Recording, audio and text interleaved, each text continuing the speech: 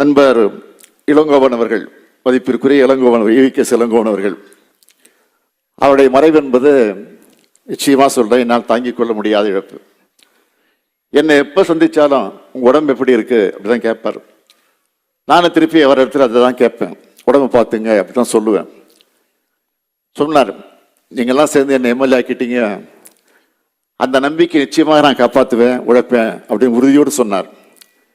ஆனால் உடல்நிலை மோசமாகி மருத்துவமனைக்கு போகும்போது கூட அவருடைய வீட்டாரிடத்தில் சொல்லியிருக்கிறார், என்னை சந்திக்கணும்னு அவங்க வீட்டில் சொல்லியிருக்கிறார். இந்த செய்தி கிடைச்ச உடனே நான் உடனே மருத்துவமனைக்கு போனேன், அருகே போய் பார்த்தேன்.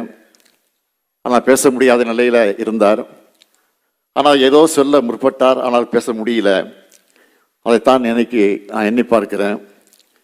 அவருடைய மகன் திருமகன் ஈவேரா அவர்கள் மறைந்தப்போ நான் உங்களை வேதனைப்பட்டேன், மனம் உடைஞ்சு போனேன்.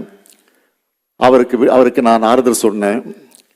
மகன் மறைஞ்சதுனால இளங்கோவனர்கள் போட்டியிட்டு அவர் வெற்றி பெற்று அந்த தொகுதியினுடைய சட்டமன்ற உறுப்பினராக அவர் பணியாற்றி கொண்டிருந்தார்.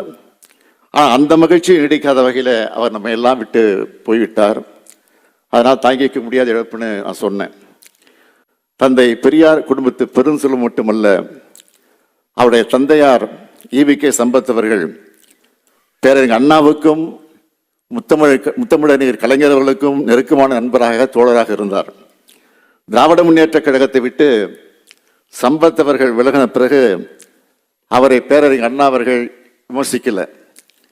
அதே போல சில நேரங்களில் இளங்கோவன் அவர்களும் கலைஞர் அவர்களை அரசியல் சூழ்நிலை கருதி காரணமாக கொண்டு சில விமர்சிப்பார். ஆனால் கலைஞர் அவர்கள் அவரை பற்றி எதுவும் பேச மாட்டார். காரணம், சம்பத் பையன் தானே, பேசட்டும் அப்படின்னு பெருந்தன்மையாக இருப்பார். ஆக மனசில் உள்ளதை மறைக்காம, அதே நேரத்தில் துணிச்சலாக தெளிவா எதை பற்றியும் கவலைப்படாமல் தயக்கம் இல்லாமல் பேசக்கூடியவர் தான் நம்முடைய EVKS இளங்கோவன் அவர்கள்.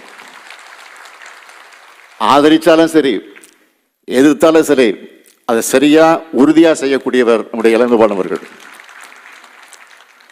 ஈரோடு கிழக்கு தொகுதியினுடைய சட்டமன்ற உறுப்பினராக அவர் தேர்ந்தெடுக்கப்பட்ட பிறகு நம்ம திராவிட மாடல் ஆட்சியோட சாதனைகளை மிக தெளிவா மேடைகளில் அவர் விளக்கி பேசினார். அதை விட இன்னொன்றையும் சொன்னார், இதுதான் உண்மையான காமராஜர் ஆட்சின்னு அவர் வெளிப்படையாகவே சொன்னவர் தான் அவர். தேசிய குடும்பத்தை பிறந்து தேசியவாதியாக வாழ்ந்து மறைந்திருக்கக்கூடிய நம்முடைய இளங்கோவன் அவர்கள் இந்த திராவிட மாடல் ஆட்சி கொடுத்த நற்சான்று பத்திரம் என்பதை நான் இப்பெல்லாம் நினைச்சு பெருமைப்படுறேன்.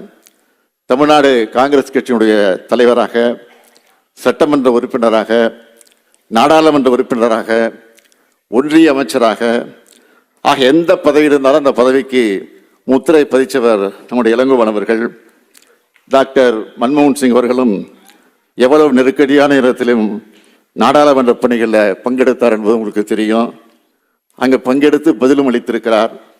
சக்கர நாற்காலியில், வயது மூந்த நிலையில் சக்கர நாற்காலியில் நாடாளுமன்றத்துக்கு வந்தவர் நம்முடைய மன்மோகன் சிங் அவர்கள். இப்படிப்பட்ட இரு தலைவர்களை நாம் இழந்திருக்கிறோம். ஆகவே என்னுடைய புகழஞ்சலியை திராவிட முன்னேற்ற கழகத்தின் சார்பில் தெரிவித்து என் புகழுரையை நிறைவு செய்கிறேன். நன்றி, வணக்கம்.